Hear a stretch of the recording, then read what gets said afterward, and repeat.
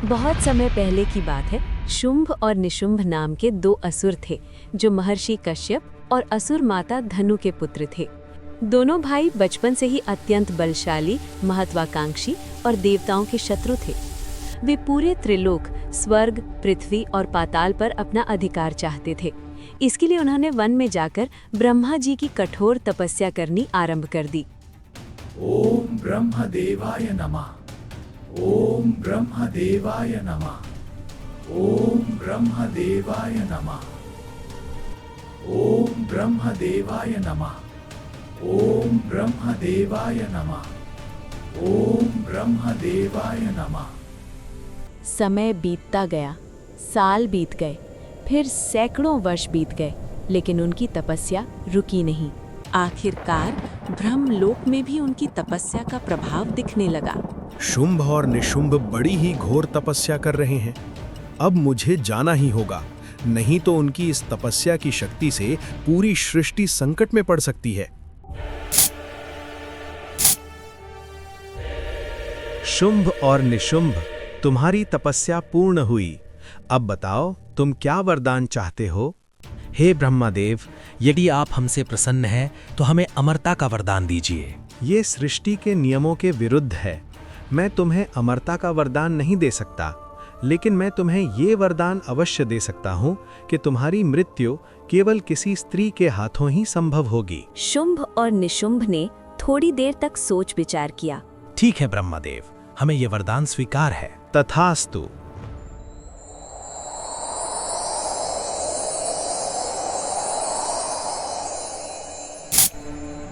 वरदान मिलते ही शुंभ और निशुंभ मन ही मन मुस्कुराने लगे। उन्होंने सोचा, कोई स्त्री हमारा क्या ही बिगाड़ सकेगी, और ऐसा सोचकर वे अपने आप को अजेय समझने लगे।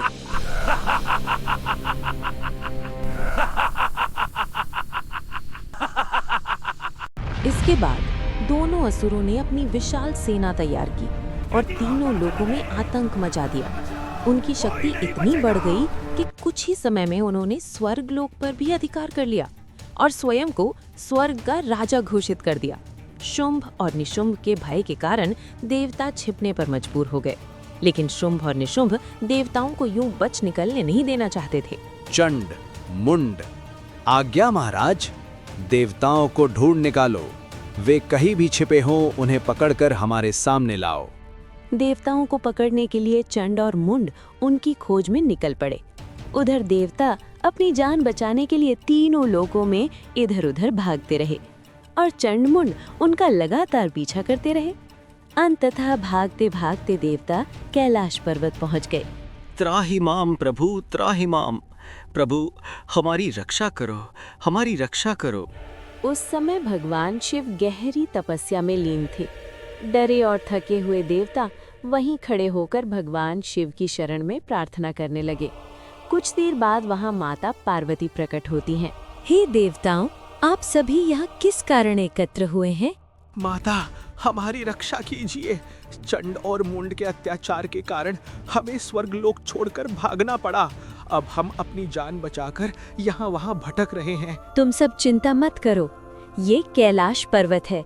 यहाँ उन राक्षसों का आना असंभव है। तुम सब निर्भय हो जाओ। लेकिन माता, प्रभु महादेव तो अभी गहरी समाधि में लीन है। ऐसे में हमारी रक्षा कौन करेगा? हे देवताओं, जो मेरी शरण में आता है उसकी रक्षा अवश्य होती है। मैं शीघ्र ही हिमालय में अवतरित होऊंगी और उन दैत्यों का अंत करूंगी। कुछ समय बाद माता हिमालय में शेरावाली दुर्गा के रूप में प्रकट होती हैं। उनके तेज से पूरा हिमालय प्रकाशवान हो जाता है।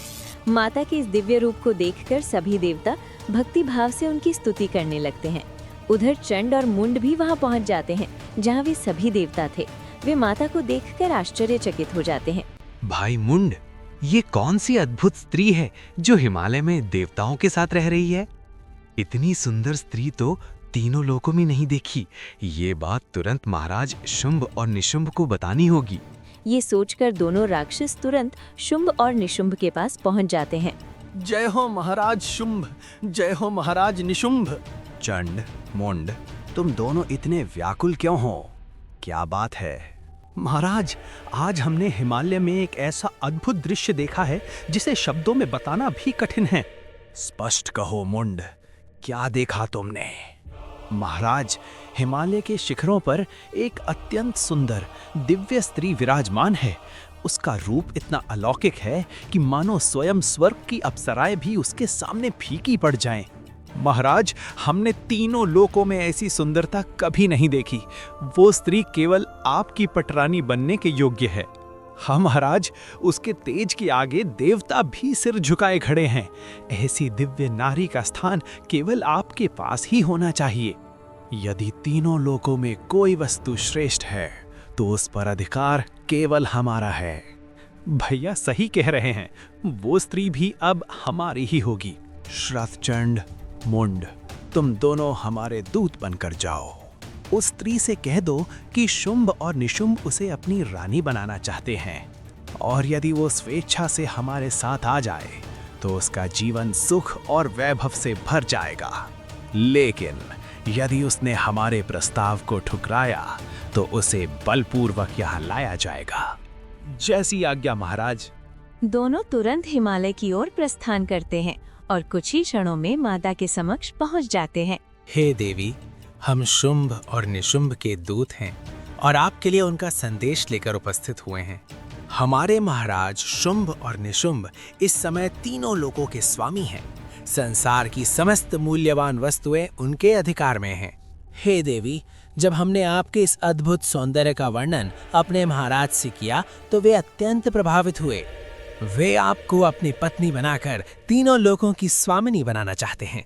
इसीलिए हम उनका विवाह प्रस्ताव लेकर आपके समक्ष उपस्थित हुए हैं। मैं विवाह के लिए तैयार तो हूँ, किंतु मैंने एक प्रण लिया है। जो भी पुरुष इस संसार में मेरे समान बलशाली होगा और युद्ध में मुझे परास्त करेगा, वही मेरा स्वामी बनने का अधिकारी होगा। अब तुम ही बताओ, बिना युद्ध के मैं तुम्हारे साथ कैसे जा सकती हूँ? हे स्त्री, लगता है तुम्हें अपनी शक्ति पर अत्यधिक अभिमान है।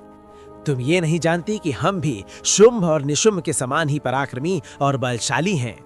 और हमारे महाराज का आदेश है, यदि तुम स्वेच्छा से उनके पास नहीं चलोगी तो हम तुम्हें बलपूर्वक यहाँ से घसीट कर ले जाएंगे।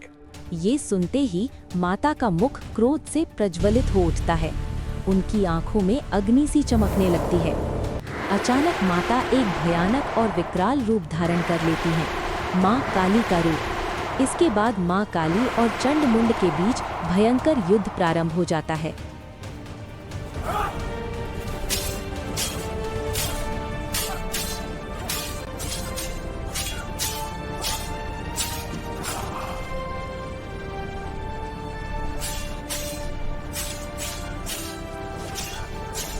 इसके बाद माँ काली ने चंड और मुंड का वध कर दिया। जब ये समाचार शुंभ और निशुंभ तक पहुंचा तो वे क्रोध से भर उठे और उन्होंने अपने सबसे शक्तिशाली सेनापति रक्तबीज को युद्ध के लिए भेजा।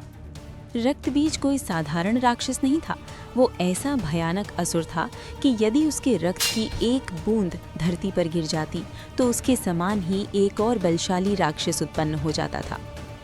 युद्ध भूमि में पहुंचकर माँ और रक्तबीज के बीच घमासान युद्ध हुआ।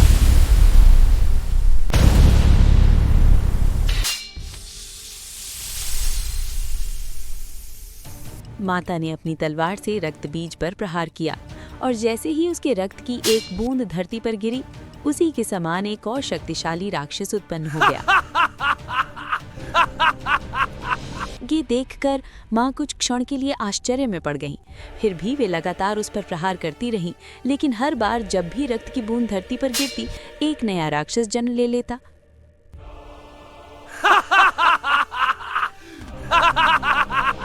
तब माता को समझ आ गया कि इसका अंत कैसे किया जा सकता है।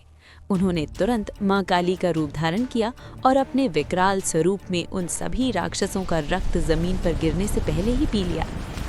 इस प्रकार रक्तबीज का अंत हुआ।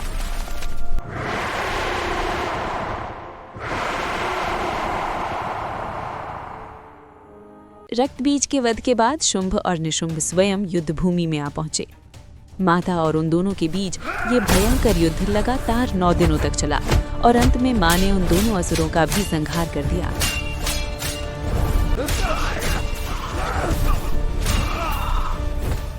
अधर्म का विनाश हुआ राक्षसों के अंत होते ही सब कुछ पहले जैसा शांत हो गया। सभी देवता निर्भय हो गए और माँ की स्तुति करने लगे, उन पर पुष्प अर्पित करने लगे। इसी उपलक्ष्य में नवरात्रि का पावन त्योहार बड़े ही धूमधाम से मनाया जाता है। हमारी ये कहानी यही समाप्त होती है। आशा है आपको ये कथा पसंद आई होगी। कृपया चैनल को सब्सक्राइब करें और वीडियो को लाइक करें ताकि आने वाली वीडियो की नोटिफिकेशन आपको मिलती रहे। फिर मिलते हैं अगली वीडियो में, तब तक के लिए धन्यवाद।